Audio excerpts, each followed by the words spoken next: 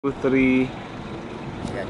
Tingnan naman natin yung construction system na ginagawa natin para sa ating mga units na kagaya ng Bernice. Yes, Ayan. yes. So Ringo, ano ba yung mga construction method na ginagawa natin dito? For Bernice, this is conventional. Conventional method of construction na ginamit natin dito.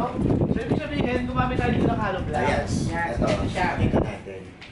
Ang maganda lang doon, di ba, normal na paggagawa ng bahay natin sa probinsya, lahat naman nagpapagawa, lahat na may hollow blocks, tsaka bakal, tsaka semento. Ito yung traditional way na paggagawa ng bahay at lupa at alam nating matibay pa rin siya.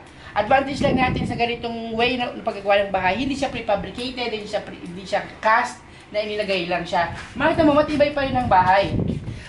Ginawa natin siyang hollow blocks kasi ready, kung lumaki ang pamilya, pwede mo siyang i-expand kasi kung gawin mo siyang buhos, may hirapan ka ng tibagin. So for expansion, itaas mo siya, pwede mo naman ma-maximize pa yung space mo. Yan. Itong Bernice model is 29 square meters. Ang 27, bro. 27 square meters. Ayan. Tapos, Pero dito sa Woodville, available tayo sa 80 square meters kapag Bernice.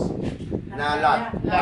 Kapag Mulave and Walnut, available minimum of 100 square meter na lote.